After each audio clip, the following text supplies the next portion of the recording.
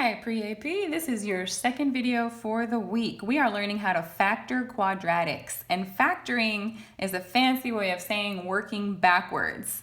So if this is the answer to our multiplication problem, I want you to work backwards and find me the original multiplication problem. Okay, so I'm going to set this aside for a second. We will come back to it. Step one of factoring involves us remembering how to multiply using the box method. Okay, so the box method went like this. How many terms do I have in my first polynomial? 2. How many terms do I have in my second polynomial? 2. So I need to make a 2 by 2 box. All right, and then I'm going to put this polynomial here, one term at a time. The 2x goes here, the positive 5 goes here. The x goes here and the negative 3 goes here, and then I proceed like this was a Punnett square in biology. 2x times x, well, what's the number here? That's a 1, so 2 times 1 is 2. And what are the powers on my x's? 1s. Remember, when we multiply bases, we add powers, so that's an x squared. Okay, 1 plus 1 is 2. X times x is x squared. Now, 2 times negative 3 is negative 6 with the power of x. 5 times x, and 5 times negative 3. Now, you're kind of done. At this point, your first term of your answer comes from your first box. Your last term of your answer comes from your last box. And now you just got to combine the diagonal for your middle term. Now, let's look at this. Our original problem was a binomial times a binomial, and our answer is a trinomial, okay? So, when we're looking for the original problem, when we're working backwards, we have to remember that the first term of our answer comes from the first box. The last term of our answer comes from the last box. And then we're gonna have to be creative for this, which I'll show you in a minute. Okay, so one more time, I want you to see if you can work this multiplication problem right here. Write it down and then pause the video and then see if you get the same answer as me, just to make sure that your skills are solid. Okay?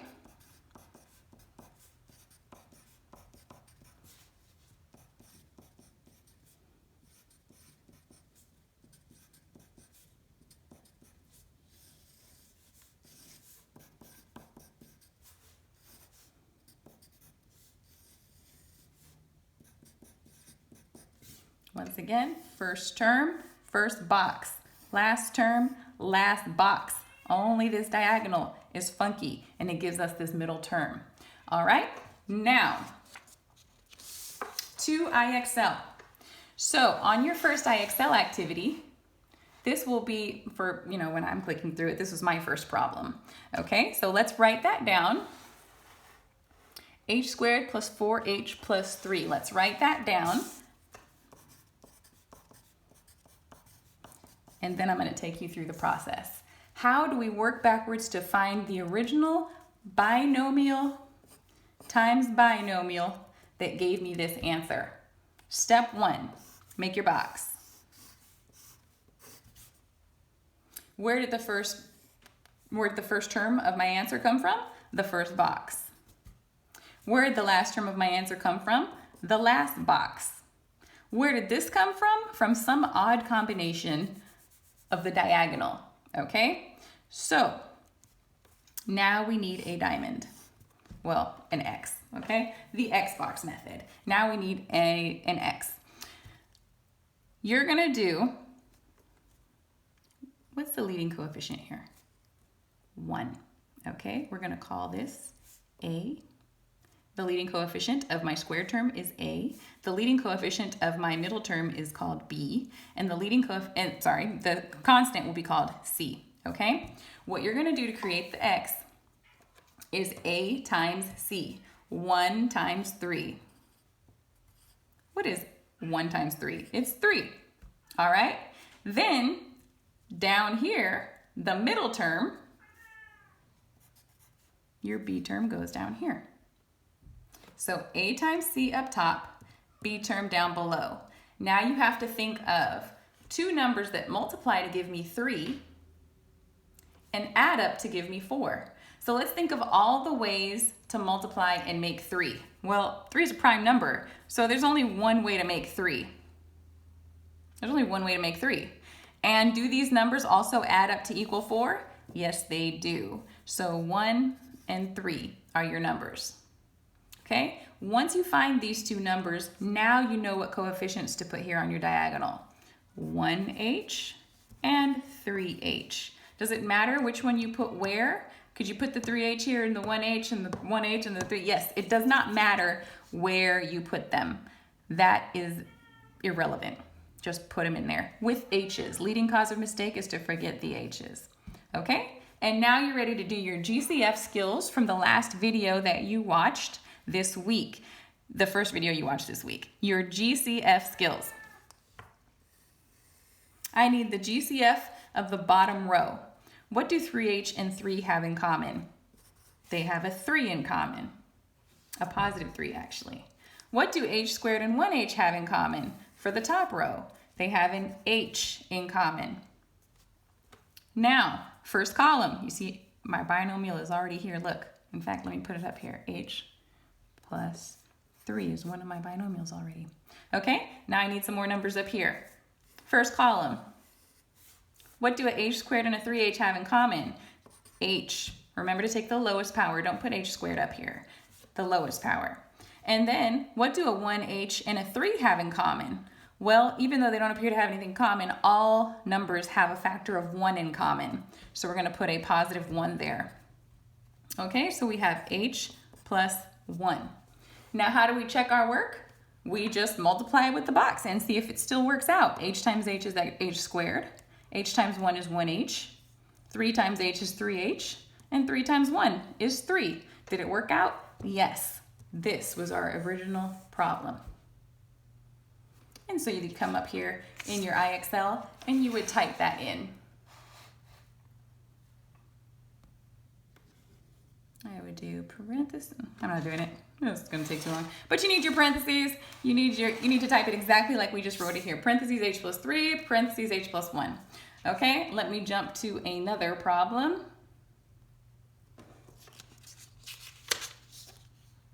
Okay, the next IXL problem we have, look at this. G squared plus 18g minus 19. Let's try that one. Here we are. Okay, g squared plus 18g minus 19. And remember, we're looking for the original binomial multiplication problem that gave us this answer. So we're starting with a box. Starting with the box. We're going to have g squared, first term in our first box, last term in our last box. Okay? And then to find this middle term, because there's 50,000 ways to make 18, we're going to have to go to the x. Okay? Now how do we get the top number of the x? We multiply first times last, or A times C. First times last. Okay? And that'll give us negative 19. Don't forget, that's a negative. And then we'll put our B value, or the middle term, down here, 18. Now, you need to think of all the ways to make 19 with multiplication. This should be easy again because 19 is a prime number. It's only 1 times 19. And is there any way by addition or subtraction that I can make 18 with these two numbers? Sure. I could do 19 take away 1, right? 19 take away 1. 19 take away 1. Miss, can I put negative 1 and 19? Sure you can, absolutely. It doesn't matter as long as you get your sign on the right number. So 19 take away 1 equals 18, and 19 times negative 1 equals negative 19. I think I found my combination. Put them in here in any order with G's on them. And then get ready to do your GCFs. Remember, I need a number here, here, here, and here, okay? So GCF of the bottom row. Negative 1 and negative 19, what do they have in common? They appear to have negative 1s in common. Okay? First row, sorry. G squared and 19g, what do they have in common? They have g's in common. All right, g squared and negative 1g, they appear to have g's in common. Now here's a good question. Do I make it negative or positive? Well, generally, if the box closest to where I'm about to write my answer is negative, then I'll call it negative. Just like here, for this bottom one right here, and I said, what do negative 1g and negative 19 have in common? Negative 1. Well, the box closest to me was negative, so I wrote negative 1. But they also both had negatives. That's also a good indicator, okay? So the box closest to me is positive g squared, so I'm going to leave this positive. Then here, a 19g and negative 19. What do they both have in common? 19. Box closest to me is positive, so let's keep that as a positive. Okay, now before you write your answer down, let's double check it. G times g is g squared. Yep. G times 19, 19g. Negative 1 times g. Yep. And negative 1 times 19. Perfect. This is my answer. All right. This is my answer. Okay, if you understand that, then you are ready to go. But probably you'll need one more example. So let's skip up to the next level on IXL. Let's see what it tells me. Let's see what they give me. Let's see if this one's going to be harder. Jumping to the next level. P squared minus 11p plus 24. I don't think it's going to be harder. Okay. P squared minus 11p plus 24. All right, so once again, we're looking for the original multiplication problem of a binomial times a binomial that gave me this trinomial. So you can set it up to remind yourself of what you're looking for. Now this was a multiplication problem to start, so let's set up our box. First term, first box. Last term, last box. Middle term, don't know, too complicated, x. Now, we have to draw in our a. Notice that on all these problems, our a value has been 1. I'm going to give you, in the next example, probably one that has a different a value because this gets boring. Okay, here we are. So, a times c. 1 times 24 is 24. B value on the bottom. B for bottom, look at that. Negative 11. Now, let's think of all the ways to make 24 by multiplication. All the ways to make 24. I've got 1 times 24, 2 times 12, 3 times 8, 4 times 6. What else? I think that's all of them. Okay, I think that's all of them. Now, if I add or subtract these numbers in any combination of positives and negatives, is there a way for me to get negative 11 out of it? Well, 24 minus 1, 1 minus 24, both negatives. Nope, not it. 2 take away 12 is negative 10. 12 take away 2 is positive 10. Adding them doesn't do it. Nope. But I know that a 3 and an 8 add up to 11 somehow. I'm going to keep this one. 4 and 6, do they ever add up to 11? No. If I subtract them, do they give me 11? No. So the only combination that I'm thinking of right now is 3 and 8. Now, what numbers can I add up to give me a bigger negative? 2 negatives. Negative 3 plus negative 8 equals negative 11. Does it matter where you put your 3 and your 8? Not at all. You could reverse these. It doesn't matter. Okay? So the two numbers that give me a sum or difference of anything related to 11 is 3 and 8. Now the way to get a bigger negative is to add 2 negatives, okay? That's how we got that.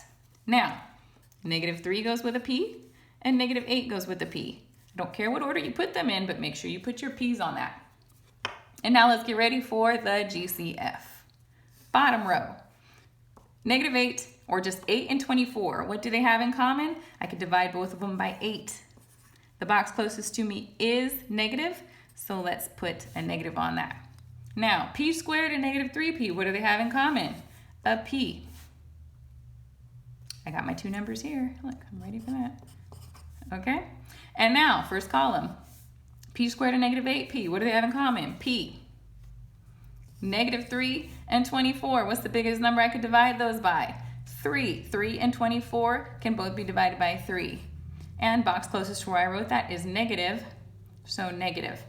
If they don't both have p's on them, don't put a p. All right? Once again, don't get too overconfident. Check your answers. P times P, yep, yep. Multiply, yep. Okay, remember negative times a negative is a positive, so that's perfect. Looking good. So that's how we do those. Now, let's give you an example where the leading coefficient is a number other than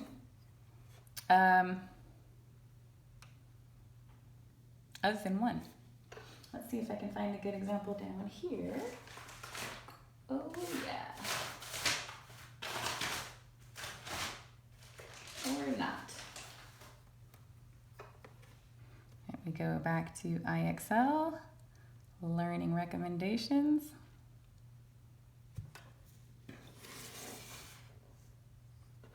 See if they'll give me a good example.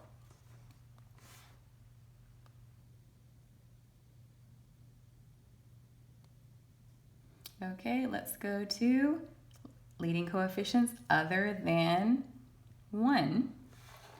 Here we are. Okay, here's a great example. This is from the very last IXL activity. These all have a leading coefficient other than 1. Once again, this process is not different. I've already taught you the whole process, so I'm only going to do one of these just to show you that it's no different. It is no different, okay? This is your last IXL activity. So let's do one of these. 2p squared plus 13p plus 11. Okay, let's set up for your two binomials, your answer at the top. Oops. And then let's get started with our box. First term comes from the first box. Last term comes from the last box. How do we get the middle term? By some strange combination of these two. We don't know what they are. Take it to the x. At the very top of our x is our first times our last coefficient. If you want to label them, if that makes you happy, do it. First times last is 2 times 11, 22. Down here we put our b for bottom, 13. Now, you're going to give me all the ways to make 22 by multiplication. I've got obviously 1 times 22. And then I've got 2 times 11. I cannot think of any other ways, but do either one of these either add up or subtract to equal 13 some kind of way? Yep, right there. 11 plus 2 is 13, both positive. So let's do 11 and 2. We put them over here with p's, and we factor out our GCFs and call it a day. It is no different when there is an a value in front. It is no different. Okay, so down here on the bottom, 2p and 11, what do they have in common? It looks like not much. Let's call it 1. Okay, that's an even number. That's an odd number. That already means they have nothing in common. Okay, so 2p squared and 11p. These both have p's in common. Here, first column, they both have 2's, and they both have at least 1 power of p. Remember to take the lowest. Always take the lowest. And then down here, they both appear to have 11's in common. So now let's double check, make sure we didn't do anything wrong. P times 2p, 2p squared. P times 11, 11p. 1 times 2p, and 1 times 11. Yep, it works out. So p plus 1 and 2p plus 11 is my answer. Go ahead and start your 2 IXLs.